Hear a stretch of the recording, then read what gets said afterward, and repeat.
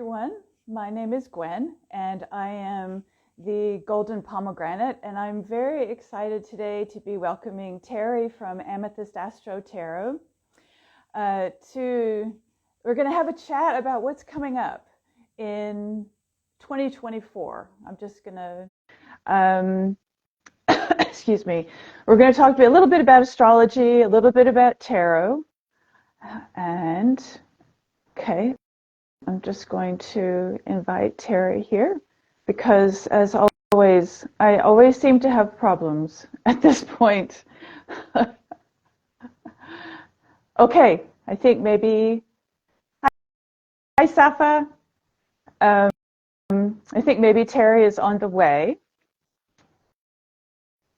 So yes, if you are, thinking about 2024 and maybe what your card is going to be. I hope you brought your deck. We're going to be talking a little bit about the Thoth Tarot and how it relates to astrology. So we're having a little bit of problems here.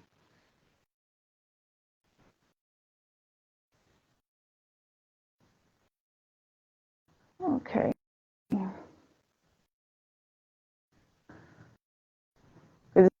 This isn't going to be nearly as interesting if it's just me.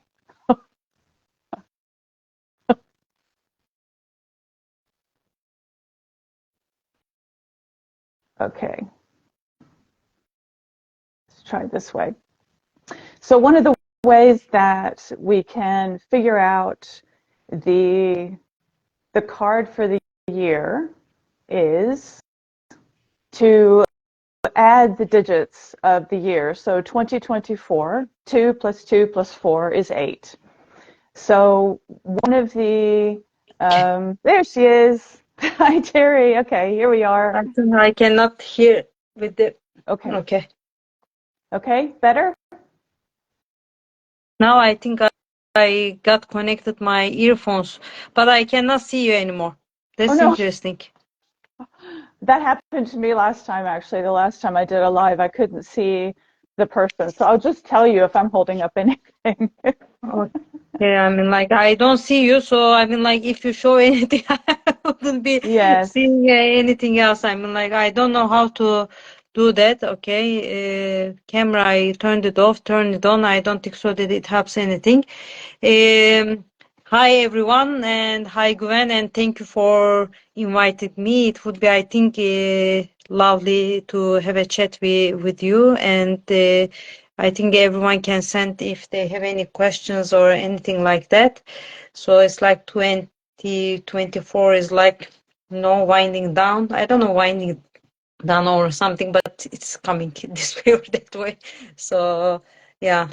Yes, definitely. Yes, we are heading for 2024. So I had just started chatting about how to calculate one way to calculate the number for the year and get 8. So 2 plus 2 plus 4 is 8. And of course, one of the problems or challenges maybe that you have with this is that different tarot decks put different cards at trump 8. So some have justice, some have strength, and in the Thoth Tarot, I'm holding up my cards here now, Terry. So we've got the Lust card and we've got Adjustment. And Crowley, Terry and I were chatting just a minute ago. You probably know this, but Crowley he chose the order that the Marseille Tarot uses, and I don't know if that was intentional, or because I know that I don't know why he chose this order. It could be that he thought this was the original order. So if anybody knows, please comment. But we can start with, let's see, we'll start with Adjustment because Adjustment is... But everyone can see you, no? That the people can see you. What is if the people can make thumbs up, if you can see Gwen, if you can see me, what is it? What's going on? Like... Yeah, I mean, yeah. So can people, maybe somebody just say who you can see? Can you see both of us? Because I cannot see Gwen. I have a black screen at the moment. Do we put the blame on Mercury retrograde? I don't think so. No, it's the 10. Yeah, yeah, maybe we have to put the blame on Uranus, which is retrograde at the moment as well, and that is also related with all the technology and everything. Okay, so Helen is saying that she can see and hear both, so I think that's the only we cannot see each other. That's fine. If everyone can see, that's I think the most important thing probably. Yes, definitely. Okay, well, great. So, yes. Okay, it is possible to do this. I did this with another live because I can see you, Terry. I don't know why this happens. Sometimes it happened to me the last time I did one. So we'll just try to do our best. And you can, I mean, yeah. So do you want to start with some of the astrology, or do you want to, because we were talking about the Justice card a few minutes ago, and well, in this, you know, I think you mentioned that there's an association with Saturn, which is quite interesting. Yeah, because I think I don't remember where I have read it, because I read a lot of things and sometimes I just forget the sources. Maybe I should write them down.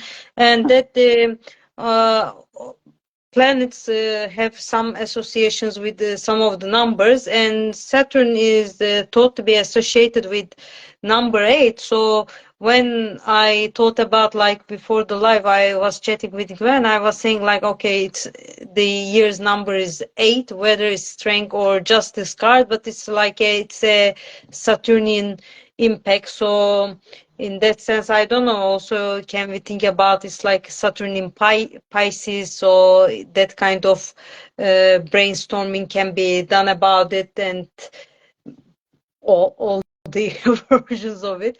So but I think you keep going with the card. And I mean like as events of the year, I mean, I think last year there were more changes in the sky. I mean, so I think that the change of signs and the nodes and everything, if the people are familiar with that. But this year, I think the most important sign change would be, I think, Jupiter, which changes sign every year in any case. And also, I think that the Pluto, famous Pluto in Aquarius, no, everyone is talking, yeah, AI, technology, and all these changes, unexpected, and everything, the transformation, all the technology and everything. And then that will be like after November 19, 2024, it will forever, I'm not forever, but for a very long time, like around 20 years of time, it will stay in Aquarius with back and forth, because at the moment it's all the time going back to Capricorn and going back to Aquarius. For example, in January 21, it will re-enter Aquarius, then there would be retrograde period, blah, blah, and then back and forth and all those things. But after, I mean, as I said, November 19, 2024, so it will be re-entering Aquarius for good, and it will stay there until it moves out of it. So it won't return back to Capricorn, especially last degrees of cardinal signs we call, because Capricorn is a cardinal sign, that the signs that are known to be like more on the leading, initiating, and taking the charge of things, kind of signs, which are also Aries, Libra, Cancer, and Capricorn.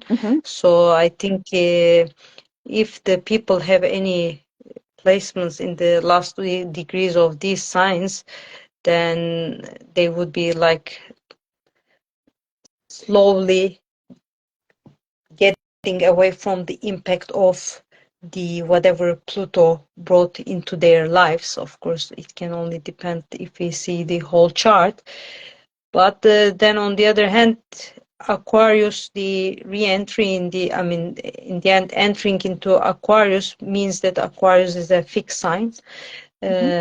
So, and fixed sign, it's like the, in terms of modality, it may mean the, it's like you have some created some stuff, things in your life, and you wouldn't want to give up them as long as there is a real good reason for that. I mean, you would like to hold on to what you are familiar with in a way. I mean, I think that that is the general idea about the fixed signs. And fixed signs are which ones? If we think about that, the Taurus, Leo, and Aquarius, and also that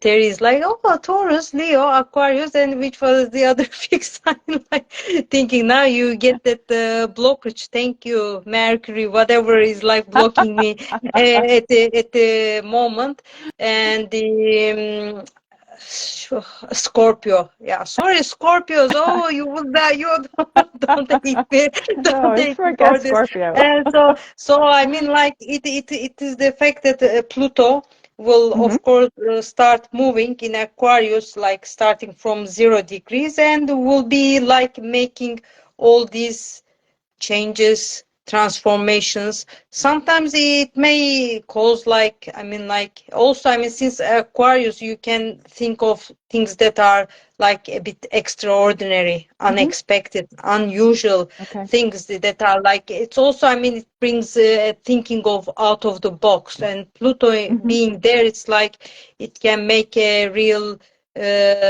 important changes or force us to make us changes depending on, of course, which part of life, which kind of planet they are getting into contact. And we can see, and slowly it will move, of course, all 20 years. It will move through the 30 degrees of these signs, and then that will make an impact on all these people. I think that's the one of the important things in 2024. Okay.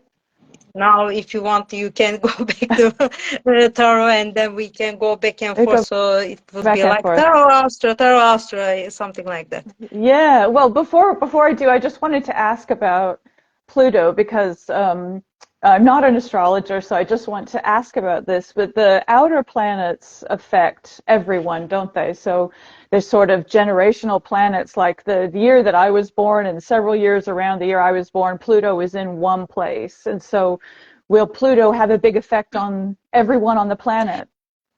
Yeah, I mean, I think it's like, in any case, I mean, like you have to always think of all of the transits. I think, of course, if it's of course faster or slower, it makes a difference, because then it means that it will stay there and then like until making the changes, like drilling something like that. But I think that in any case, in with every transit, there is always an individual impact.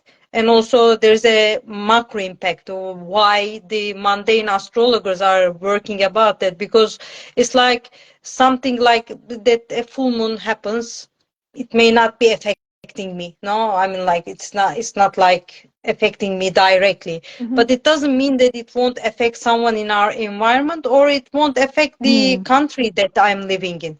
No, because I mean, like there are also the country charts and everything, and when you look at the macro level of the thing, when something is not like significant for us, it can be significant of the for the place that we are living in. So indirectly, we will be impacted by this. So there is always this macro level of the stuff. I mean, and I think in that sense, I mean, yes, that's true. I mean, it's generational when we look at the natal chart, but when it makes a special impact, I mean, like with the aspects that it makes to our individual charts, it becomes personal.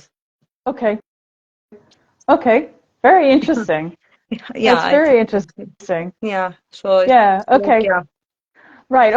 Okay. So talk a little bit about the tarot cards, and I don't know whether people, because if I'm just going to do very simple adding 2 plus 2 plus 4 to get 8, and so we can look at strength and justice, because some decks put them in, put justice at 8 or put strength at 8. But I like to look at the Thoth Tarot, so we're going to look at the correspondences here. And so if we look at the Lust card, which corresponds to Strength, you can see that the numbers are different because Crowley went back to, the original numbering system. And the difference in meaning of the cards, I think, is quite interesting because you've got the Strength here, and it looks really different. It looks like a very different card. And what's happening is actually you have the Strength in this card, and here you are sort of enacting that strength with joy. And the Lust card is about, it's a particular kind of lust. It's all kinds of lust, but it's really lust for life. That's how I always think of this card. And so, you're really going for things. And you can see at the top there these serpents. So the Hebrew letter for this card is Teth or Tet, which is an esoteric image of that is serpent, and you can see there are serpents at the top there by the Grail. And the serpent, Crowley thought of as, like, you have the serpent and the dove, and these are both animals about love. And the dove is receptive, kind, gentle love, and the serpent is active love. And you can really see that in this card. It's a very active card. She's riding this beast, and I've read that she's drunk and she's having a great time. So it's a really beautiful card about just embracing life and really getting involved in life. And so this is a Leo card. Terry, I don't know if there's any kind of connection with what's going on, anything special with Leo this year, or? I think, when we look at the general events in 2024, I think only thing that will happen towards the end of the year next year would be the Mars retrograde. In first, I think it will start the slowing down in Leo, and it will move back to Cancer. And I think that is, of course, as I said, since we are talking about Aquarius and everything, that will be have an impact in the first degrees of the Leos as well. It's also the opposite sign of Aquarius, so in that sense it will be impacting. And also, I think when you were talking about, of course, I don't know the card and I don't see it at the moment, but the serpents, when you look at it's like kind of snake, and so it's like when you look at I don't know if I tell the Latin name right, Caduceus of the Hermes, there are also snakes, and it's like the snakes also has is known to have a healing Yes. Quality as well. And I think that it may be because when we think about the part of the strength, there is all inner strength also to to heal yourself, everything that is happening, etc. So I think maybe that serpent can be associated with that. I don't know, of course, how Crowley thought about it when he was creating, but it's just like a extra information. Yeah, I think that's very relevant to this card and the Lust card, because one of the associations with it is a healing of how we respond to our physical selves. This is definitely about not rejecting our physical selves. There's a tradition of saying your physical self is, gross and dirty and all of that, and everything that you want in your physical self, you should deny yourself. And Crowley was very much against that, and he, it's very healing to, to learn to accept yourself and say, oh, my physical self is just as divine as the rest of me. And I think that's what's happening in the Lust card too, because the character, the woman that's in the Lust card, is Babylon from the Bible, and of course she's historically reviled character, but he reclaims her and says, no, this is wonderful. This is a wonderful expression of physicality. So yeah, there's definitely healing going on with the serpents. That's very interesting. Yeah. So it can be the case that then 2024 in that sense, can be hopefully thinking about what's going on all around the world, it can be a good year for, though I mean like there are always scenarios, of course, going around, but it's like can be a healing for at least some part of the humanity, hopefully. Yeah. And yeah, it's like it, Yeah. I think it's like its strength is, I think it's a very powerful card. I think in different decks also it's like, yeah, when we see the maiden like holding the mouth of the lion and etc., and all that power to stand against what is like that can look wild or dangerous for you, but you have that all that strength and then inner power to say that no, I can even how I am, how I believe myself, I can really stop you. There is nothing that I should be afraid of. And it's, I think about in that sense, Leo, it's like being confident, no? Being confident about what you are doing, like ruled by sun. It's like, I'm the one, no? It's like I'm at the center, so everyone like, look at me. So it's, Yes. no, it's in that sense, there is also that sense of thing in the strength cards sometimes. Yeah, definitely. Definitely. And yeah, so it was interesting when you were talking about Mars and Leo because that's the Seven of Wands. And it's, it's a very interesting card too because it's, Leo being a fixed sign and Mars and the Thoth card. I can't find it right now, but there's the wands and then there's kind of like a spine that goes down the middle of it. It's like the backbone, just determined. That's quite interesting. But the other card that if you want to look at justice, Justice, and yes. yeah, so that's now I'm getting confused about which deck uses which number. So the Rider-Waite-Smith uses 11 and Crowley uses 8. So this is where we're getting the connection here, is the 8. And the difference between these two cards is in the meaning, is that justice is kind of finished. I think this is where Crowley was starting from, that justice is also a very earthly kind of justice and brings in karma. I always think about the Rider-Waite-Smith version as bringing in karma. And in the adjustment card. Sorry. And also it's interesting that in astrology we said 8 Saturn, and Saturn is also associated with karma as well. Yeah. Yes. Yeah. I was going to ask you about that because I was thinking that as you were talking before, so I'm glad you said that. Yeah. So the karma, and that's what's happening in the Thoth card too. In the Thoth card, you have the Egyptian goddess Ma'at, and she's got her scales, says Alpha and Omega on her scales, and so she weighs. She's in the process of weighing things, and the difference between this card and the Justice card is that it's not done yet.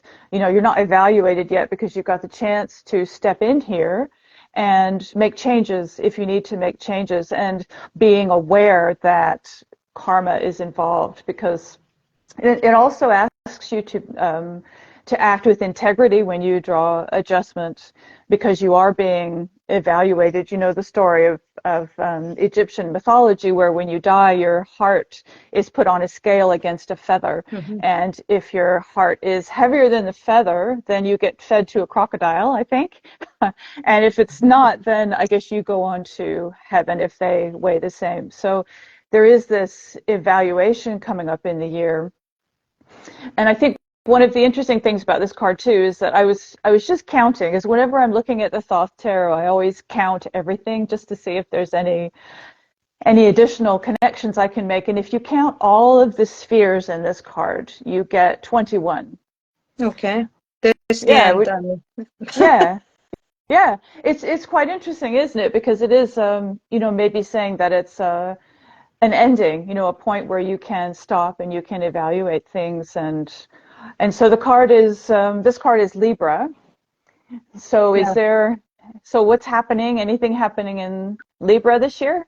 Yeah, Libra, what do we have? I'm looking at I'm sometimes turning my head, that I explained to Gwen before, when we were talking before the live, because I have my computer on so that I can see the list, anything happening. Yeah, we have things happening. For example, next year we have 2 eclipses in the sign of Libra. Also last year we had it. And in March 25, there would be a lunar eclipse, which is, of course, it's when the full moon time. And that would be in Libra, in the first degrees, 5-degree Libra. And October 2, there would be a solar eclipse, which happens during the new moon time, and that would be in the 10 degrees of Libra as well. So there would be two eclipses like that are holding this the first quarter and last quarter of the year in a way. So in that sense, it can be interesting with scales. Libra. And also, I mean, with Libra also, it's always good to keep in mind. Also, I think I didn't look how they are connected with, I think the nodes wouldn't go back that much, but in the eclipses, in any case, they have connection with the nodes. They should be somewhere nearby. I don't know the degree. I didn't check that.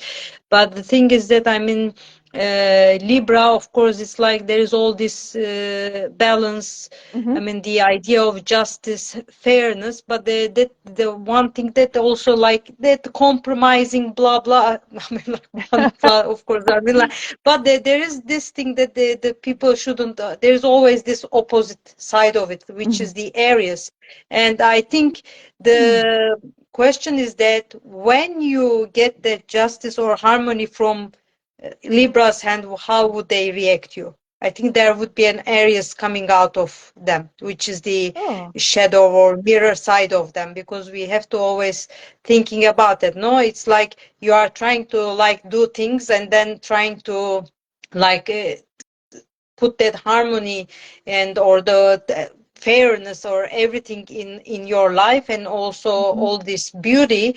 But if someone attacks that, what do you do?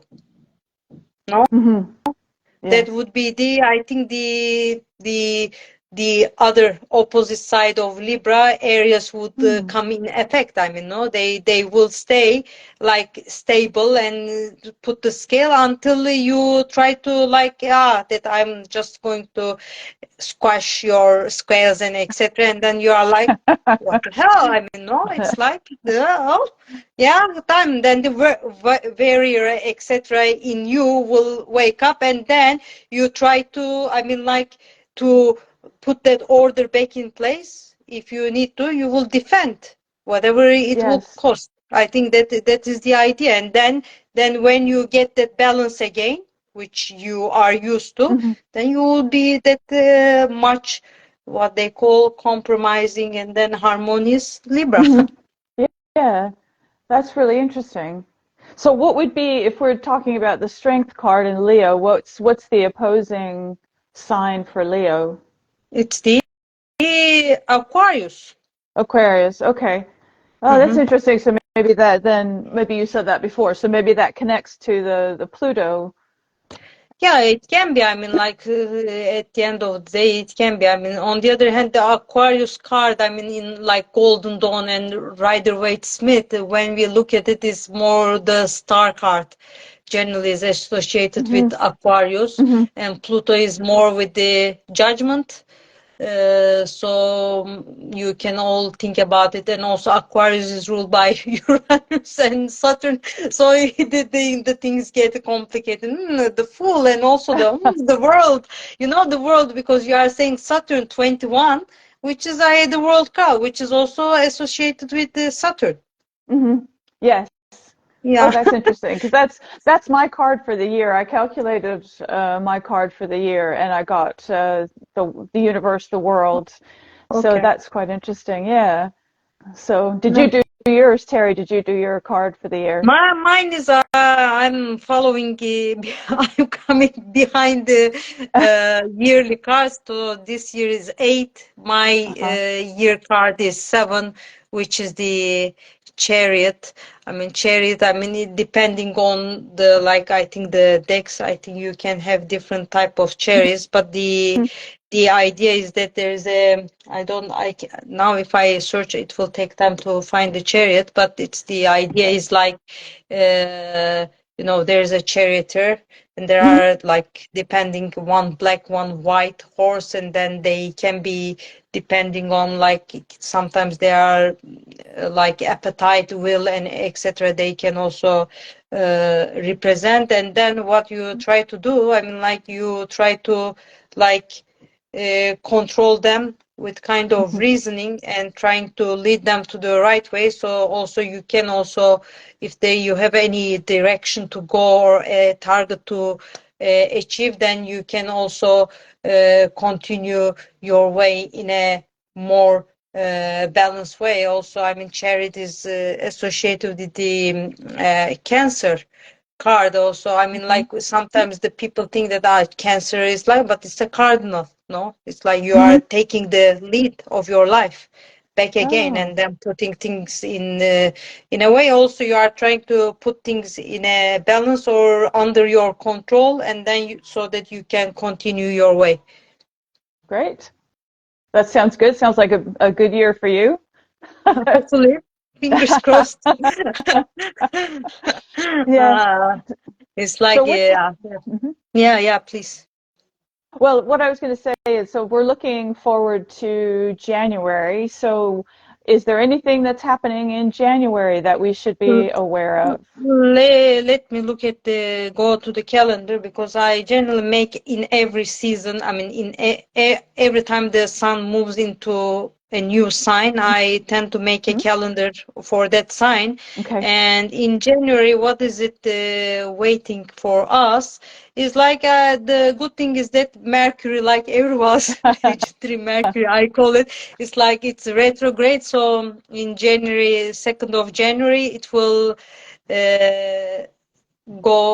start going direct. But the thing is that, I mean, going direct, nothing doesn't mean that it will be like everything would be like, oh, like rings and bells, how they call it, I think, in English. But because there would be like a post shadow period, what we say, it's like the things happening, and then you have to, in any case, analyze what happened, that period. I mean, like re-evaluation, rethinking, reflection, whatever you did. And that post shadow period starts, which will end, I think, I remember, January 21st. Okay. And then there would be sign changes, which always happens, and Mercury will re-enter Capricorn, and also Mars will re-enter, not re-enter, well, Mars will enter Capricorn, and there would be a new moon in Capricorn as well in January 11th. So those would be the things that would be ahead of us until the Aquarius season starts. That's the calendar that I met, which will happen in January 20. Okay. That the sun will start moving in Aquarius until it goes to Pisces.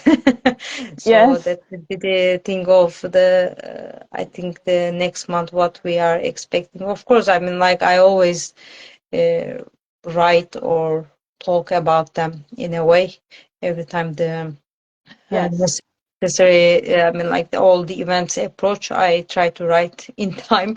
Sometimes I'm like, I don't manage, but yeah, most of the time, yeah, I try to keep with them. So that's what's going to Terry happen. Yeah. always posts. She posts a list of, what's coming up in the next month or so, and I usually share those in my stories too, so you can follow Terry and Thank be you. very up to date with what's going on. Yeah. And she also posts charts for those of you who can read these things. And it is very interesting to see, where the connections are. I'm not an astrologer, but I think it's really interesting, and Terry explains things very well. So I mean, I think what we have to keep in mind, I mean, when we read any post, I mean, not I'm talking about my post, it's like these are all, I mean, general things. And of course we say that, like I told, it's Aquarius, it can affect this sign. But I mean, like I think our natal charts, which is which marks the start of our lives, because it's the birth, the moment of the photo of the birth. I mean, like, we have to think that, I mean, all our natal charts are differently designed and everything, and then we have different connections between the planets, and their symbolisms are impacting us in a different way. So I mean, like, even when we are talking about a transit, like a planet moving in a sign, yes, there is a general connections that we can make, but when we don't know the whole story, it's really hard to say that, like, pinpoint and say that, okay, that will really happen. Or in any case, there is no, I don't think so that we can be 100% sure about anything. It's only that we can just what we have in our hands, we can think what can happen. As I said, I mean, there is this personal individual side, but there is also always the macro side of the things as well. So we have to always take into account that. Yeah, that makes sense. That makes sense. Well, so I was thinking we could do either, I don't know if people know how to calculate their card for the year. Probably most people do.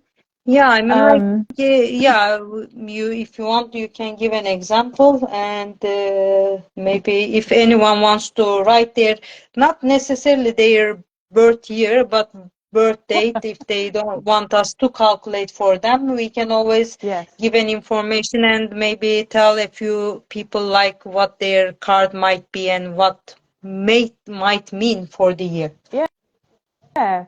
So I think there are a couple of ways to do this, but you end up pretty much with the same number. So what I usually do is take the number of the month and then the birth date, and then I split up the year into digits. So if you were born in, say, we just take 2024, and you were born on January 5th, so you would 1 for January, 5 for the 5th, and then plus, so 1 plus 5 plus 2 plus 0 plus 2 plus 4.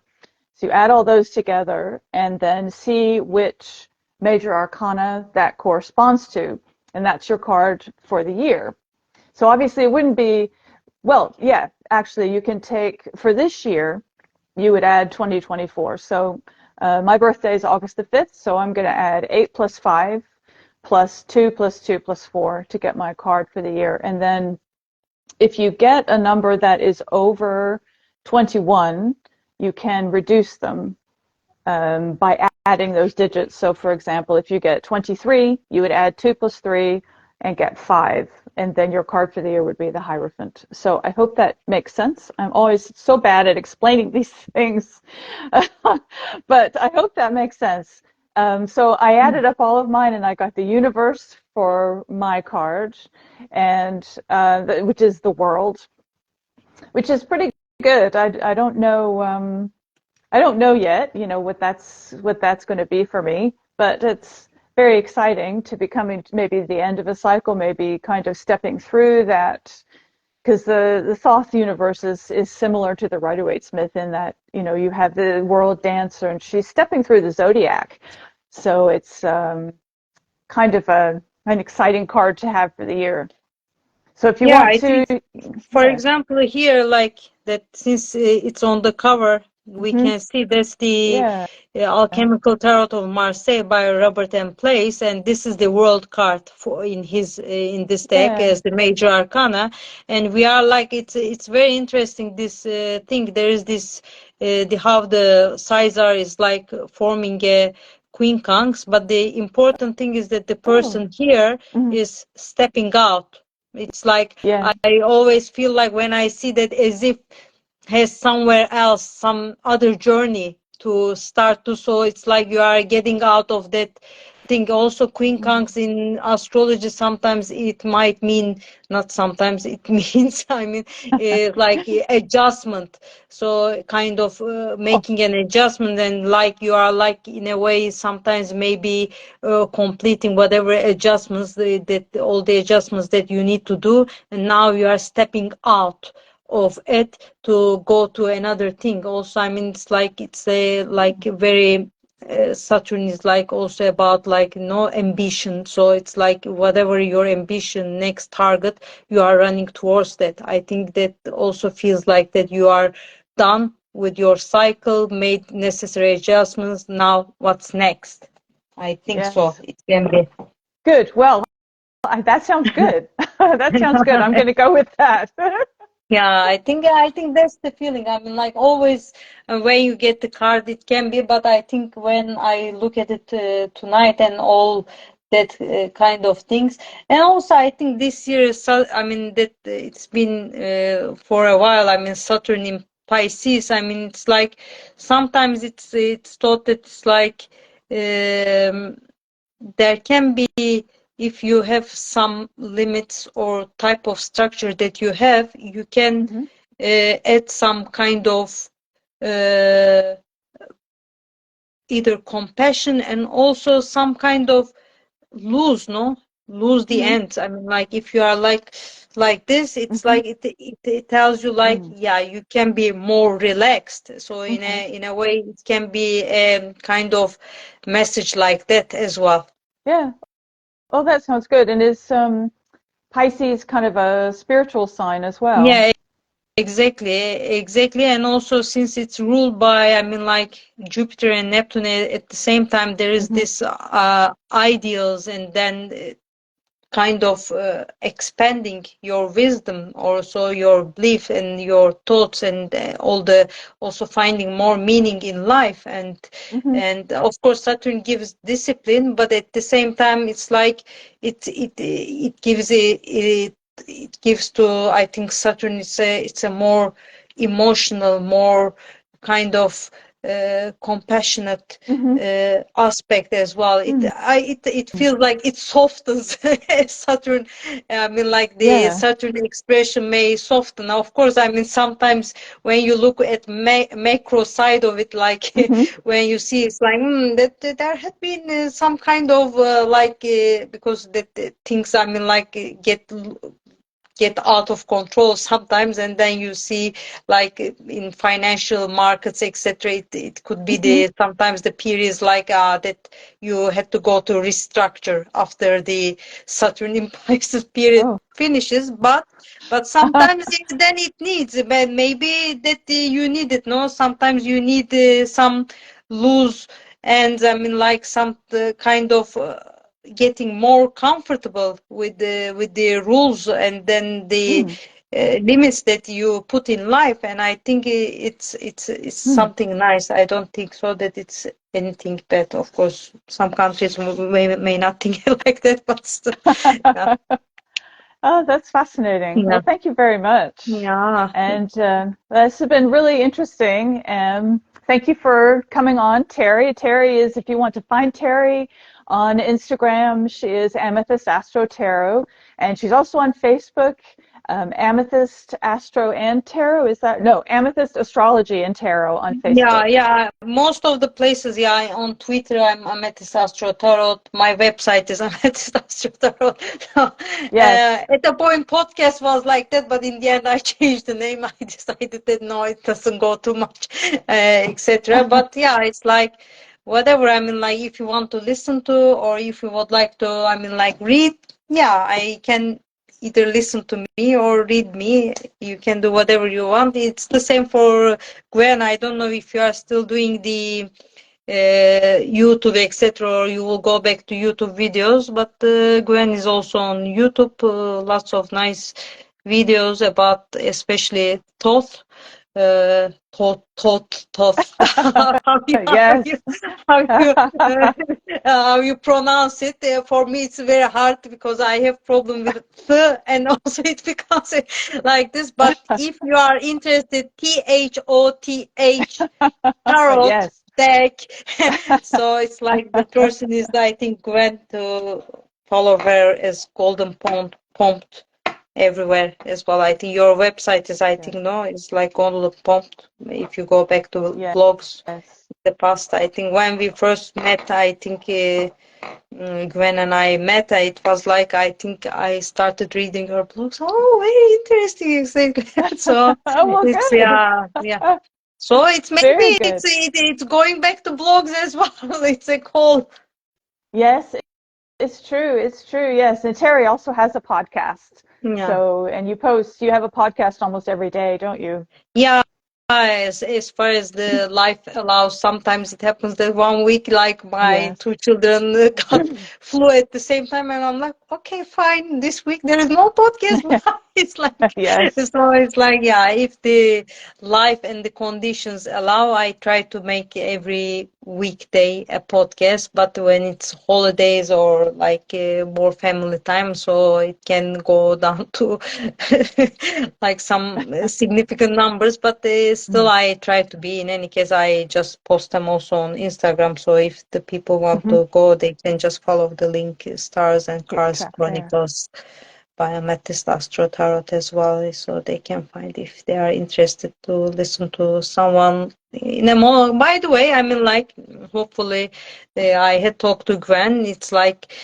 by after mid-January, I will start uh, receiving guests on the podcast, and Oh, Gwen yes.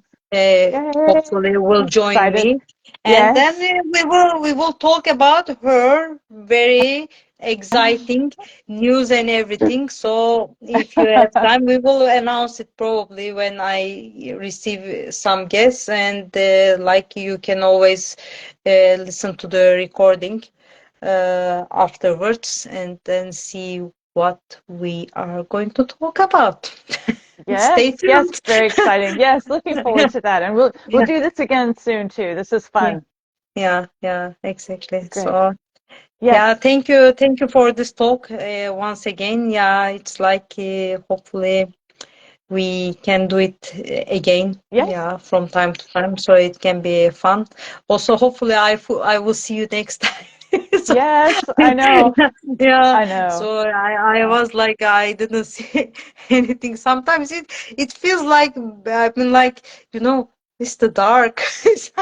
No, I I don't see know. because you are showing cars, but I'm sure that when you put the video, I will, because I remember that it happened once again with you, and Mm. then Hmm. when the video comes, actually you can see both of us. So it's like Yes. I will probably try to see that again, like that replayed. Yeah. Yeah, Yeah. that's I it. think you'll be able to see yourself. Yeah, yeah, like you say, I could see it before. Yeah, So I will do that now. And so if anybody missed part of this and you want to watch it again, I'm going to put it on my page, and Terry will have a link or something on her page to it, and you can watch it again. So thank you everybody for joining us. This was really yeah. fun. And Have have a wonderful, everyone. yes, Yeah, happy New Year, everyone, when it 2024. comes. Yeah. Yes, yes, everybody have a wonderful year, and get in touch with us and tell us if the Justice card or Strength, um, what you think of that, and if it's meaningful for you this year. It'd be great to know. Yeah, Okay, exactly. great. Okay. See you all. Okay, Bye see you bye. all Thank soon. you. Bye. Bye. Bye.